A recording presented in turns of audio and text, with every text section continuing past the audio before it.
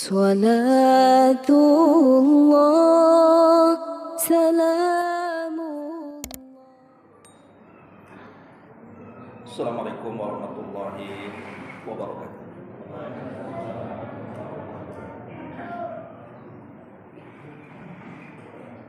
Innal hamdalillah nahmaduhu wa nasta'inuhu wa nastaghfiruh wa na'udzu billahi min shururi anfusina wa sayyiati a'malina. May yahdihillahu fala mudilla lahu wa man yudlil fala hadiya lahu. Asyhadu an la ilaha illallah wahdahu rabbi la syarika lah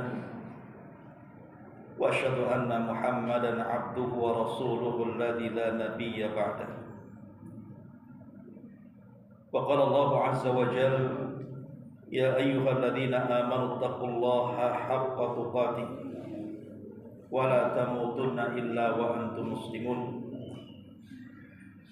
فإن أصدق الحديث كتاب الله وخير الهدى هدى محمد صلى الله عليه وسلم وشر الأمور محدثاتها وكل محدثة بدعة وكل بدعة ضلالة وكل ضلالة في النار. Hadirin dan hadirat jamaah salat maghrib yang dimuliakan Allah Subhanahu wa taala, alhamdulillah di malam ini kembali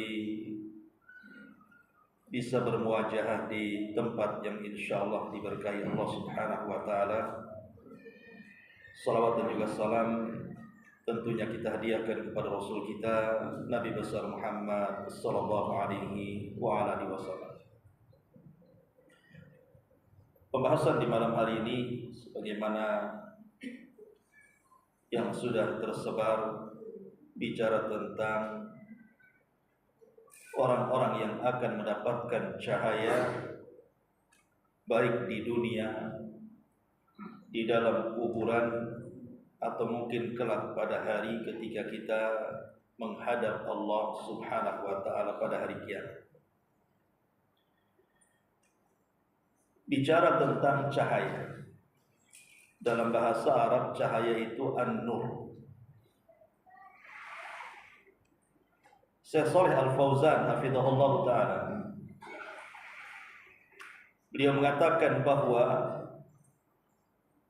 kalimat cahaya dalam Quran itu selalu dinasabkan kepada Allah Subhanahu wa ta'ala. Dan itu terbagi dua, kata beliau. Yang pertama, cahaya yang disifatkan kepada Allah Subhanahu wa ta'ala. Maka cahaya yang disifatkan kepada Allah, maka cahaya itu termasuk nama dari nama-nama Allah, dan juga termasuk sifat daripada sifat Allah. Karena Allah itu adalah cahaya secara dzatnya, nurun fi dzatihi. Bahkan dia juga cahaya pada namanya, cahaya pada sifatnya. Bahkan penutup ataupun tabir yang menghalangi antara makhluk dengan Allah, penutupnya juga adalah cahaya. Makanya ada hadis Nabi SAW mengatakan, kalau seandainya penutup Allah itu terbuka, maka satu bumi ini akan terbakar. Jadi yang pertama, kalimat nur, cahaya itu kalau dinisbatkan kepada Allah, maka itu masuk pada nama dan sifat-sifatnya. Tetapi yang kedua, kalau yang dimaksud nur itu artinya dinasabkan kepada makhluk, nurun makhluk, maka ini terbagi menjadi dua. Ada cahaya secara maknawi dan ada cahaya secara hissi. Maksud secara maknawi itu cahayanya tidak tampak, hanya maknanya saja. Dan cahaya secara makna inilah yang kemudian disebut dengan iman, yang ada pada dada-dada setiap muslim, ataupun takwa, dan begitu seterusnya dari amalan-amalan hati.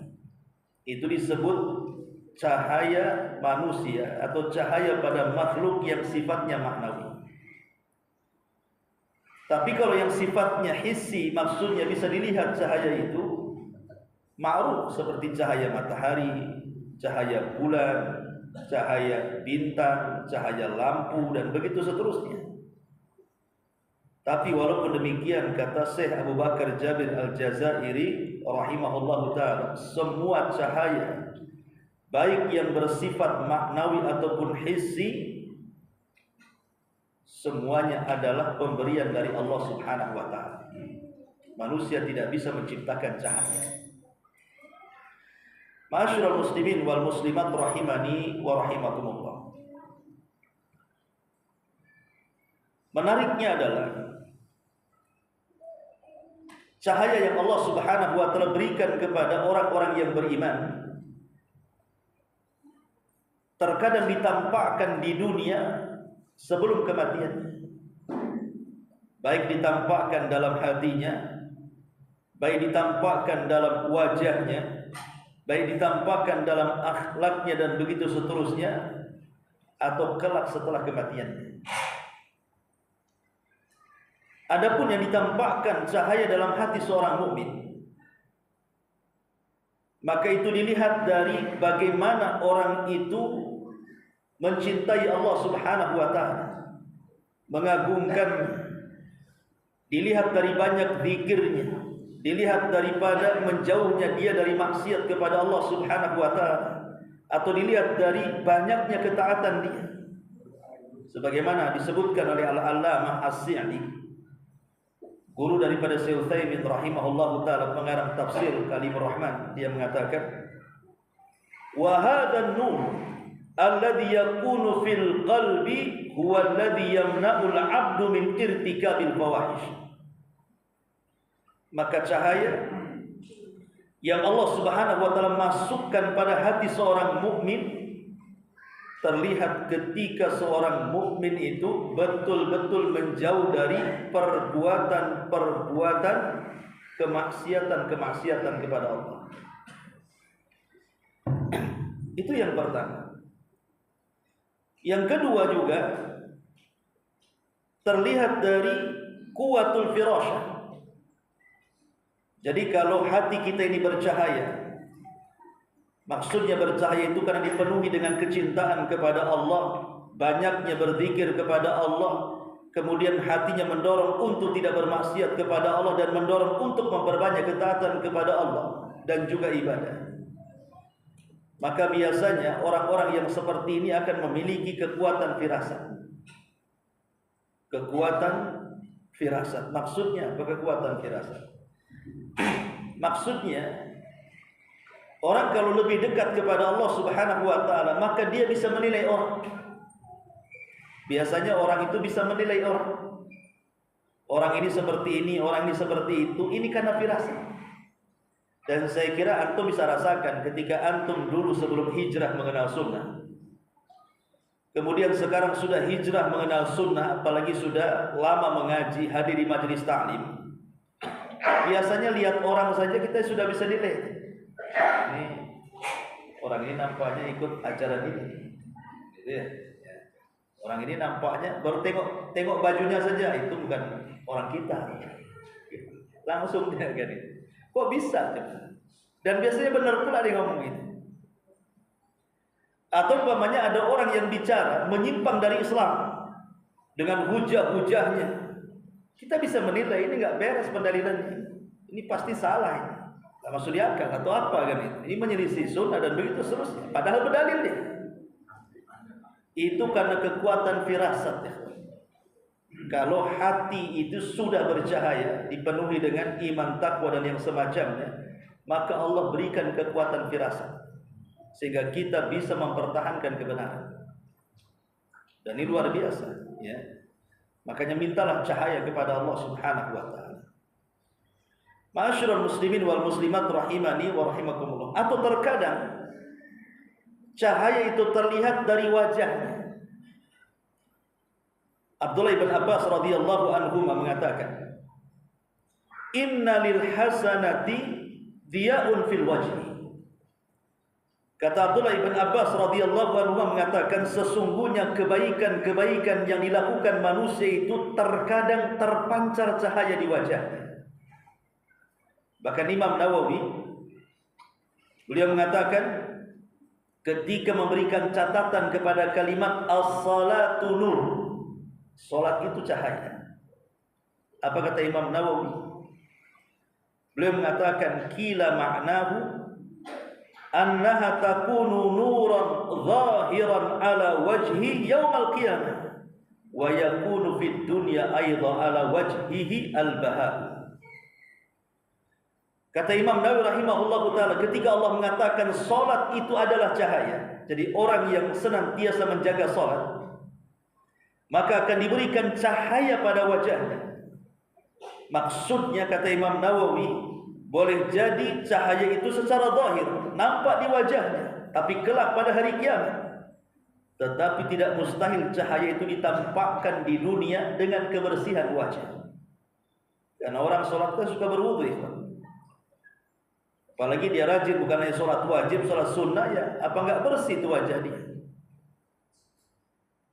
Makanya Al-Imam Ibn Utsaimin rahimahullahu ta'ala dia mengatakan, tajidulil ulama ar-rabbaniyin nuran fi wujuhihim yakadu yakunu mahsusan au ma'nawi.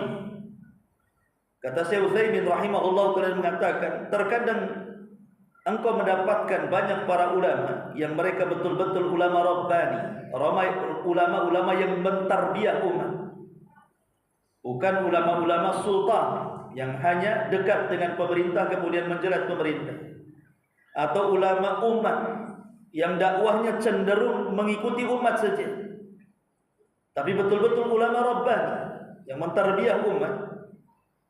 Maka terkadang ditampakkan cahaya di wajahnya, hampir-hampir tampak di wajahnya, kata Syekh Utsaimin. Dari sini menunjukkan terkadang cahaya itu ditampakkan. Bahkan bukan hanya di wajahnya. Syekh Utsaimin rahimahullah ta'ala pernah bercerita bahwa dia menceritakan kisah yang diceritakan oleh kawannya, seorang alim juga. Jadi kawannya ini punya kawan orang saleh yang menceritakan Syekh Utsaimin rahimahullah ta'ala. Jadi ketika kemudian satu hari dia sakit, kemudian masuk rumah sakit, dan dia pun diletakkan di satu ruangan. Ketika terjadi konsleting listrik, mati itu ruangan itu. Tiba-tiba Allah subhanahu wa ta'ala berikan keajaiban, ruangan itu tiba-tiba menyala. Bukan menyala dari listrik, tidak, tiba-tiba ada cahaya saja.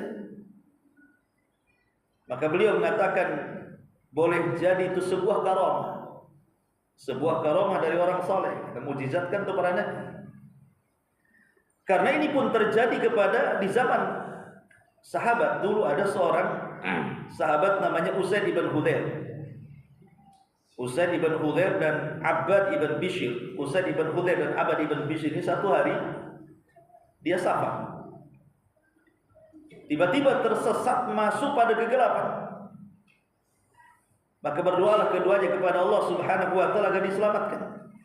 Tiba-tiba di tangannya ada cahaya seperti senter, sehingga tidak kegelapan lagi. Tiba-tiba dalam tangannya itu ada cahayanya, sehingga yang tadinya gelap kemudian semua terterangi. Syekhul Islam Ibnu Taimiyah rahimahullahu taala sampai mengatakan, wa karamatus sahabati wat tabi'ina ba'dahum wasairi as-salihina katsiratun jiddan.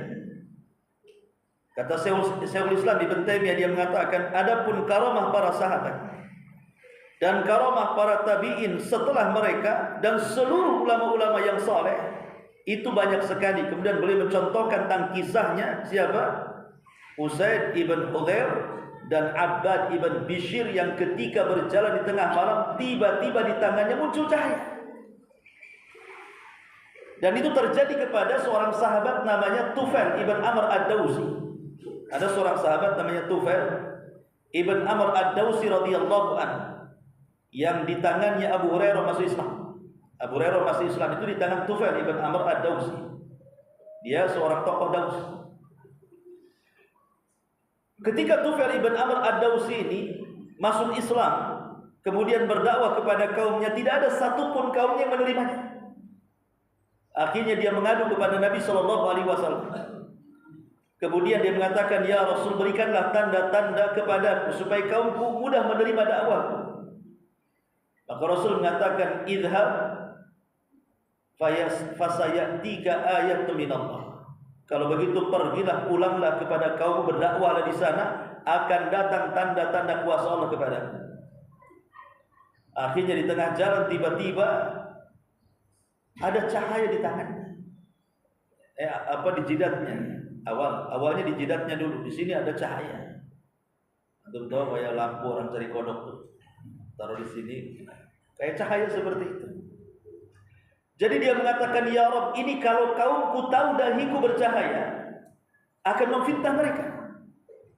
Pindahkan ke yang lain ya Rabb." Akhirnya dipindahkan ke tangannya.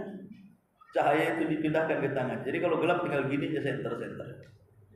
Dia mengatakan, "Ya Rabb, kalau tahu kaumku tahu bahwa cahaya tidak bisa dipadamkan dalam tangan, kedua tanganku, ini akan memfitnah mereka. Pindahkan ya Rabb."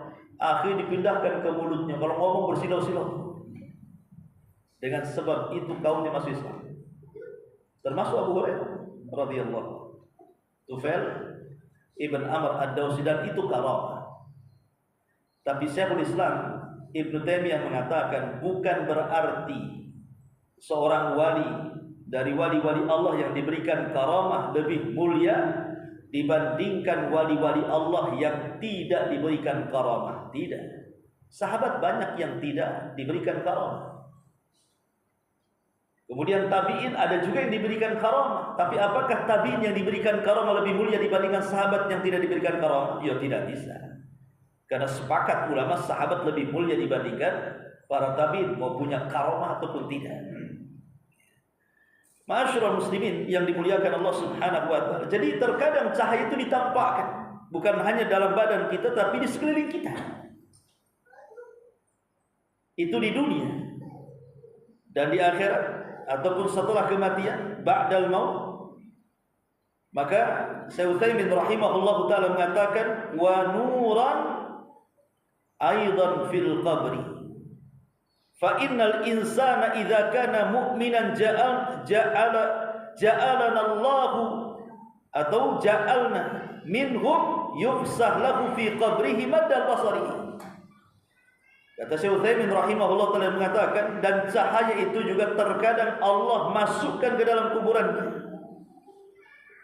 Karena kalau dia seorang mukmin, maka dijelaskan dalam hadis bahwa akan diluaskan kuburannya sejauh mata memandang, kemudian juga dan akan dikirim cahaya ke dalamnya, kemudian akan diberikan banyak nikmat yang dikirim ke dalam kuburannya. Jadi orang-orang yang beriman yang masuk kuburan, maka mereka akan diberikan cahaya. Logikanya begini, kalau seandainya saya kurung antum di sebuah ruangan, di kamar, penjara, tidak ada TV, tidak ada handphone, tidak ada kipas, tidak ada AC, tidak ada apa-apa. Antum hanya badan antum dengan pakaian yang antum pakai, kemudian ditaruh di penjara, dan saya gelapkan tuh penjara. Bahkan tangan pun tidak bisa lihat. Sanggup antum berapa hari di penjara itu? Gak akan sanggup. Gak ada makan, gak ada orang, gak ada apa gitu. Mungkin antum pikir lebih mati kan gitu. Itu dalam penjara. Jangan jauh-jauh lah di penjara, di rumah lah. Apabila terjadi mati listrik gitu ya, total gitu mati listrik, tengah malam jam 1 mati listrik, ndak ada lilin, ndak handphone pula baterai habis kan itu. Mau hidup pun kompor juga gas habis. Hujan pula deras. Anjing tetangga pula menggonggong. Sekali gelap coba. Kadang-kadang kita ada pengap hidup ini. Kadang-kadang kalau kita sendirian hidup itu udah ketakutan tuh luar biasa. Itu masih di dunia ya, Pak. Dan kalau seandainya ada secercah cahaya walaupun sedikit, wah senangnya luar biasa kita. Karena apa? Tidak sesak lagi dadanya. Walaupun hanya mungkin kunang-kunang lewat gitu, itu sudah senang gitu.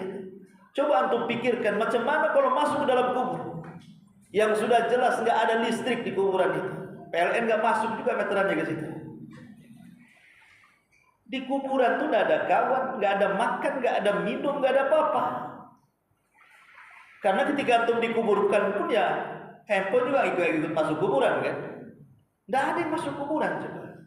Hidup di kerangkeng dalam kuburan itu. Makanya disitulah seorang mukmin itu diperlukan cahaya. Dan Nabi SAW dalam hadis yang panjang dari hadis Bara bin Azib radhiyallahu anhu dalam beberapa riwayat itu, maka seorang mukmin ketika dia mampu melewati fitnah kubur, maka Allah Subhanahu wa taala akan meluaskan kuburnya seluas-luasnya yunawwir fihi, bahkan akan dikirim cahaya di dalam. Sudah luas kuburannya, datang pula cahaya di dalamnya. Maka kita akan tenang dalam kubur itu kalau ada cahaya. Ma'asyiral muslimin wal muslimat rahimani wa rahimakumullah. Qala al-'allamah Ibnu Utsaimin rahimahullahu ta'ala, ruhul mu'min idza busyirat bihadza kharajat minal badani bisuhulatin li'annaha satufariqul ma'luf lakin ila ma huwa khairun minhu. Kata beliau, apabila ruhnya seorang mukmin diberi kabar gembira saat meninggalkan jasadnya, maka ruh itu akan keluar dengan sangat mudah. Karena dia akan berpisah dari kehidupan ini kepada kehidupan yang jauh lebih baik lagi. Bi khilafi ruhil kafir, berbeda dengan ruhnya orang kafir. Wal iyadu billah, kita berlindung kepada Allah. Fa innaha idza busyirat bin nar tafarraqat fil badan. Kalau seandainya ruhnya orang kafir dicabut dari badannya, kemudian dihabar gembirakan dengan dahsyatnya api neraka, maka badan orang kafir akan menggigil ketakutan. Kemudian setelah beliau banyak mengucapkan kata-kata seputar alam orang-orang yang meninggal dunia alam ruh, beliau mengatakan di ujungnya, annal malaikata nazalat binur li hadzal mayyit. Kelak pada hari ketika orang sudah masuk ke dalam kuburan, kalau dia seorang mukmin, maka akan datang malaikat kemudian membawa cahaya dan akan menerangi kuburan. Jadi kuburan itu juga akan sampai, cahaya juga akan sampai ke kuburan setiap orang yang beriman. Bahkan kalau cerita pada hari kiamat, maka pada hari kiamat sudah jelas lah ya. Maka akan terjadi kegelapan yang luar biasa.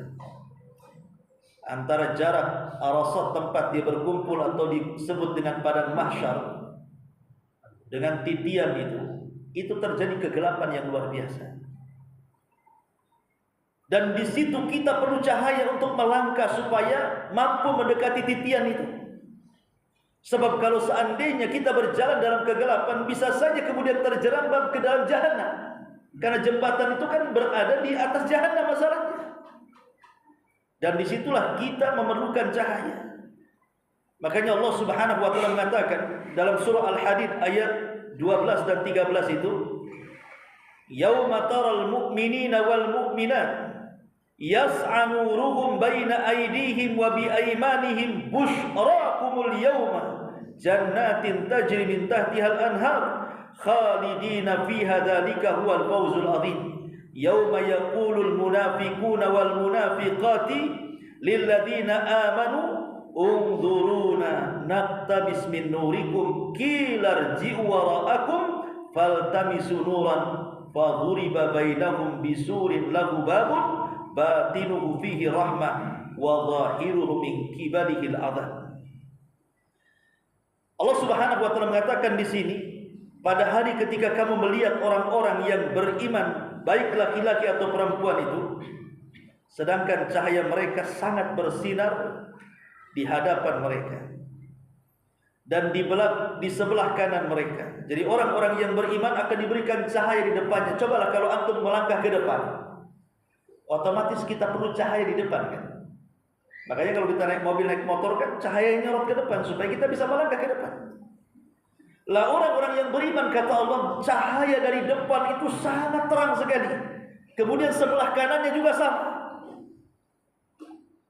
Kemudian Allah Subhanahu wa taala mengatakan, kemudian dikatakan kepada mereka, pada hari ini ada berita gembira untuk kalian, yaitu surga yang mengalir di bawahnya sungai-sungai yang kamu akan kekal di dalamnya. Itulah keberuntungan yang banyak. Pada hari ketika orang-orang munafik laki-laki dan perempuan berkata kepada orang-orang yang beriman, tunggulah kami supaya kami dapat mengambil sebagian cahaya dirimu. Orang munafik itu sebenarnya diberikan cahaya, tapi masalahnya cahayanya itu kadang bersinar, kadang padam. Jadi sudah kecil cahayanya, kadang nyala, kadang padam. Jadi kalau nyala dia berjalan, kalau padam dia diam. Itulah orang-orang munafik. Apabila kemudian padam cahayanya lewat orang yang beriman, maka orang munafik akan mencegat orang-orang beriman dan mengatakan, "Ungduruna naqtabis min nurikum, tunggulah bawa aku dengan cahayamu." Gitu. Orang munafik di dunia bisa dia menipu Allah dan orang-orang yang beriman, tapi di akhirat mereka yang akan diprank oleh orang-orang yang beriman. Di dunia mereka ngeprank. Mereka menipu, mereka yang akan tertipu, al-jaza'u min jinsil amal. Kata orang yang beriman, kalau begitu ambil tuh cahaya di belakang banyak. Padahal di belakang tidak ada cahaya. Maka ketika orang munafik balik ke belakang, rupanya ada pintu. Nampak dari dalam itu cahaya, ini ada rahmat, ada cahaya.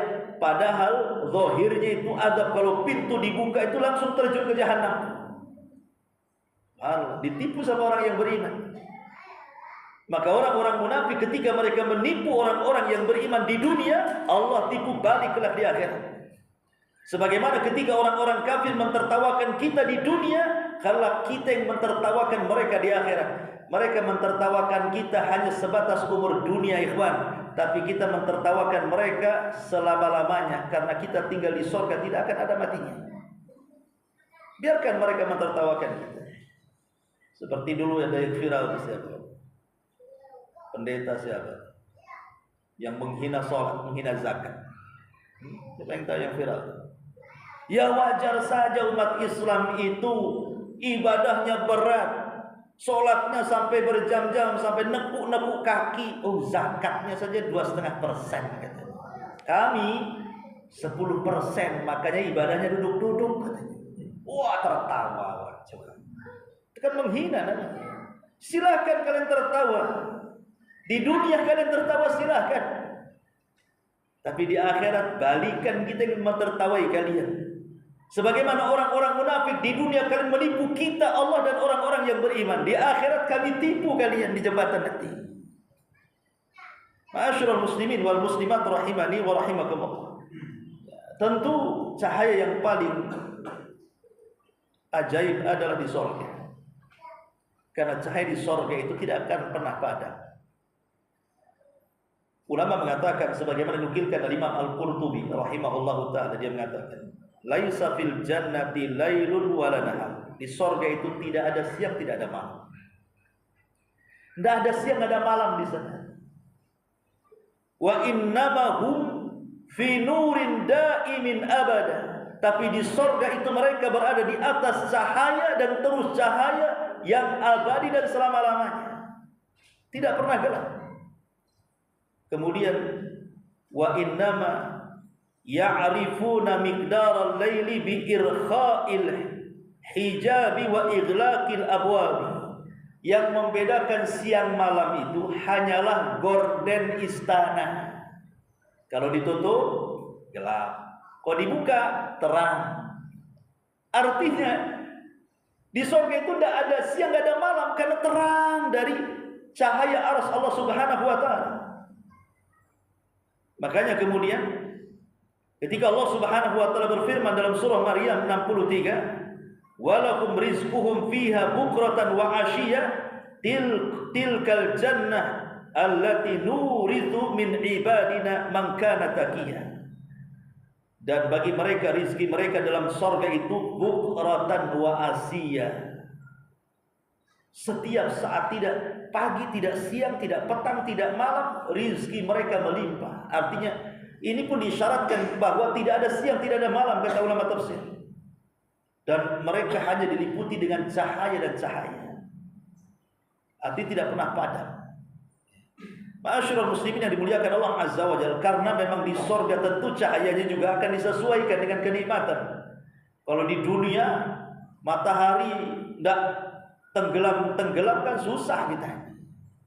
Coba kalau seandainya matahari itu terbit terus, kapan untuk istirahat? Kan susah kalau diberi cahaya terus kan. Atau umpamanya digelapkan sampai kiamat, PLN mana yang sanggup menerangi bumi coba? Naik sedikit saja udah ngomel mak-mak, apalagi 24 jam listrik dinyalakan. Ini kuasa Allah. Kalau di dunia kan berbeda kenikmatan. Kenapa Allah jadikan ada siang ada malam? Supaya tahulah kapan kerja, kapan istirahat. Tapi di sorga itu kan gak ada kerjaan tuh.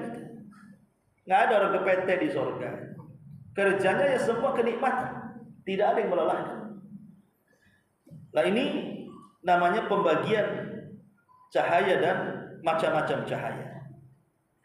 Ma'asyiral muslimin yang dimuliakan Allah Azza wa Jalla, maka dari uraian ini kita sangat berhajat kepada cahaya. Dan kita berlindung kepada Allah dari kegelapan.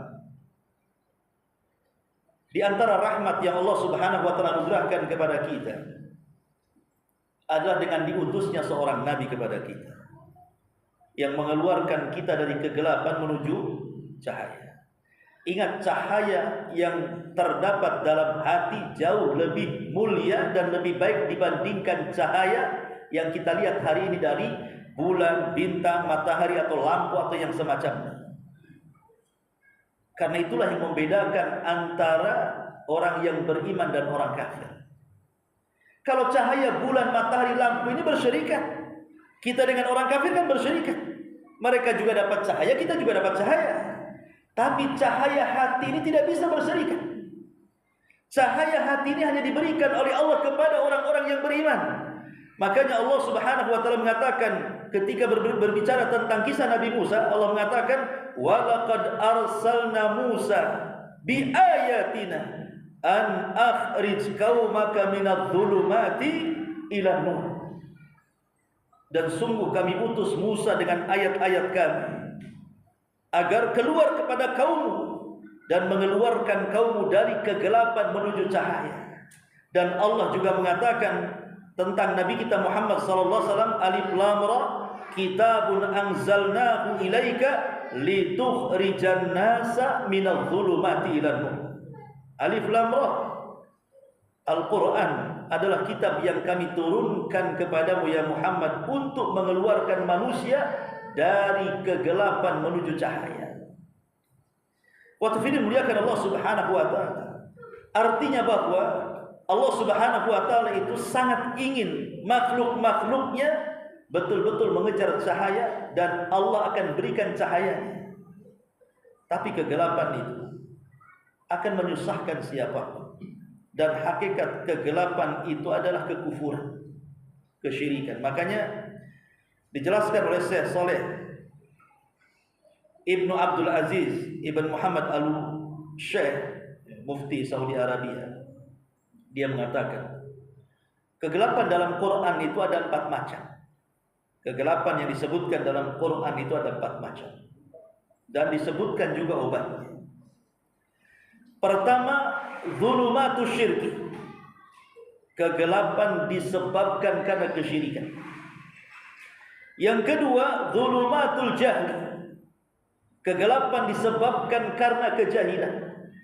Kemudian yang ketiga, zulumatul bid'ati, kegelapan dikarenakan sebuah perkara yang diada-adakan dalam agama. Kemudian yang terakhir, zulumatul hawa wal maksiyati wasyahwat, kegelapan disebabkan mengikuti hawa nafsu, maksiat, dan juga syahwat. Itulah kegelapan yang disebutkan dalam Quran. Adapun kegelapan dikarenakan kesyirikan manusia, obatnya adalah tauhid. Kalau kita ingin mendapatkan cahaya, maka bertauhidlah kepada Allah Subhanahu wa taala, karena tauhid ini bisa menerangi kegelapan syirik.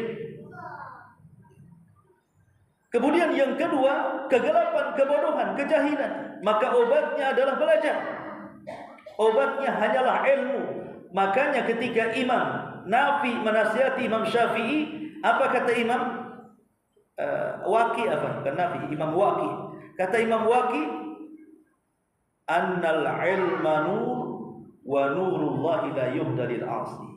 Bahwa ilmu adalah cahaya, dan cahaya tidak mungkin masuk ke hati-hati orang-orang yang bermaksiat. Jadi kalau kita ingin mendapatkan cahaya dan menghilangkan kegelapan, setelah kita bertauhid kepada Allah Azza wa Jalla, tuntutlah ilmu, belajar ilmu, terus talabul ilmi. Karena dengan ilmu ini kita bisa memadamkan kegelapan kejahilan. Kemudian yang ketiga, al-bidah, perbuatan yang diada-adakan dalam agama. Ini pun menggelapkan, karena menjauhkan kita dari syariat. Jadi gelap jadinya. Maka cara meneranginya, ikutilah sunnah Nabi SAW. Kalau ingin dapat cahaya, ikuti sunnah, supaya bisa menerangi kegelapan bid'ah. Dan yang terakhir, kegelapan mengikuti hawa nafsu, maksiat, syahwat. Maka kalau ingin kita ini tercahayai dari kegelapan-kegelapan itu, obatnya hanya bertakwa kepada Allah Subhanahu wa taala. Kalau kita ingin terang, tidak gelap karena mengikuti hawa nafsu, maksiat dan syahwat, maka bertakwalah kepada Allah, tanamkan perasaan takut dengan Allah Subhanahu wa taala. Berarti di sini ada 3 poin untuk mencapai datangnya cahaya dalam kehidupan kita. Pertama, tauhid. Yang kedua, ilmu. Yang ketiga, ittiba'us sunnah, mengikuti sunnah Rasul. Kemudian yang keempat, bertakwa dan takut kepada Allah Subhanahu wa taala. Kalau kita mendapatkan 4 perkara ini, maka Allah akan kirim cahaya ke dalam kehidupan kita. Ma'asyiral muslimin yang dimuliakan Allah Subhanahu wa taala. Karena kegelapan ini logika saja, ikhwan. Kalau antum pulang dari sini, mau jalan kaki, mau naik mobil, mau diantar orang, jangan ada lampu di jalan. Kira-kira sampai nggak ke rumah? Nggak akan sampai. Boleh jadi antum nabrak tiang, nabrak macam-macam, ditabrak. Nggak akan sampai. Nggak akan sampai di rumah. Kalau tidak ada cahaya sedikit pun lo pulang dari sini, nggak akan sampai tuh, nabrak-nabrak tuh. Kecuali masih ada remang-remang, masih ada cahaya lah remang-remang tuh. Namanya tidak ada cahaya itu, ya nampak ini aja nggak bisa nampak kan itu. Itu logika loh. Jalan kaki dari sini ke rumah kalau seandainya tidak ada cahaya, nggak akan sampai itu. Boleh jadi mati di jalan, kita masuk jurang. Macam mana kalau urusan dunia saja kita tidak akan sampai ke rumah? Ini urusan surga. Kalau seandainya kita mau jalan ke surga, kemudian jalannya gelap, macam mana akan sampai di surga itu? Makanya dibutuhkan 4 perkara ini kalau ingin masuk surga itu. Karena masuk surga itu perlu cahaya. Sampai-sampai Nabi SAW mengatakan apa? Man salaka tariqan yaltamisu fihi ilma sahhalallahu bihi tariqan ilal jannah. Barang siapa yang meniti sebuah jalan, sebagian para ulama memaknai berjalan kaki, dalam rangka apa? Mencari ilmu pengetahuan. Ilman di sini nakirah bukan ma'rifah. Artinya mencakup ilmu dunia dan ilmu akhirat.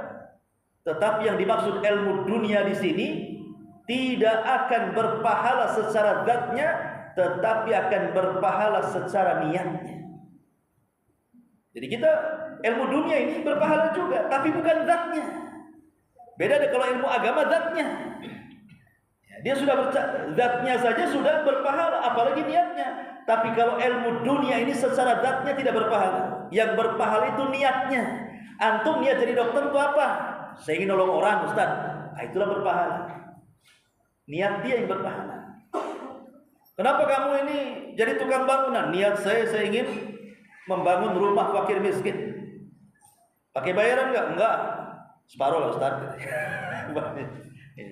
Intinya niatnya yang dicari itu niatnya. Innamal a'malu binniyat. Tapi zatnya kalau ilmu umum nggak akan diganjar. Apa namanya, zat ilmunya nggak akan ditanya. Ilmu fisika, matematika akan ditanya di kubur. Itu yang ditanya niatnya. Makanya ilmu agama, ilmu dunia yang bermanfaat ya. Kalau ilmu akhirat sudah jelas lah. Tetapi hadis ini mengatakan barang siapa yang berjalan mencari ilmu baik dunia yang bermanfaat untuk hidupnya dan juga agamanya, ataupun ilmu akhirat, dan ini yang banyak ditafsirkan para ulama, sahhalallahu lahu tariqan ilal jannah, maka Allah akan mudahkan jalan dia menuju surga. Para ulama mengatakan maksudnya dimudahkan itu apa di sini? Dimaksud dimudahkan karena dia akan diberikan dua cahaya. Pertama, cahaya hidayah. Cahaya hidayah di dunia berupa dimudahkan untuk melakukan amal saleh. Dengan ilmunya dimudahkan untuk mengamalkan. Dan di akhirat diberikan cahaya dan dihantarkan dia langsung ke surga. Itulah kenapa Allah Rasul mengatakan sahhalallahu lahu tariqan ilal jannah. Jadi cahaya itu sangat penting dalam kehidupan kita. Dan kalimat man salaka tariqan, man salaka tariqan, barang siapa yang mencari jalan mencari ilmu ini kan kemana-mana ya, tidak harus ke majelis taklim, tapi kan sebaik-baik mencari ilmu itu ada di majelis taklim. Bahkan sebaik-baik mencari ilmu itu di masjid ya. Karena ada hadis yang mengatakan majtama qaumun fi baitin min buyutillah, tidaklah sebuah kaum berkumpul di rumah-rumah Allah. Maksud rumah Allah apa di sini? Masjid. Kemudian yaqra'una kitaballah wa yatadarasunahu, mereka membaca Al-Qur'an dan mempelajarinya, kecuali akan turun ketenangan, rahmat, malaikat akan mengepakkan sayapnya, nama kita pernah disebut-sebut di langit, dan dosa-dosa kita akan diampuni. Maka sebaik-baik thalabul ilmi di masjid. Bukan berarti kemudian kalau buat majelis taklim di rumah atau di mana tidak boleh, tidak. Kita kan bicara tentang afdoliyah di sini, keutamaan, ya kan? Nah, karena ilmu itu salah satu jalan mendapatkan cahaya Allah Subhanahu wa taala. Lalu apa amal-amalan yang bisa menjadikan kita ini mendapatkan cahaya di dunia, dalam kubur dan akhirat? Ada sekitar 20 amalan. Antum sabar, pada isya kita lanjut. Wallahu a'lam bishawab. Subhanallah bihamdika asyhadu an la ilaha illa anta astaghfiruka wa atubu ilaik. Allahu ta'ala alam. Assalamualaikum warahmatullahi wabarakatuh.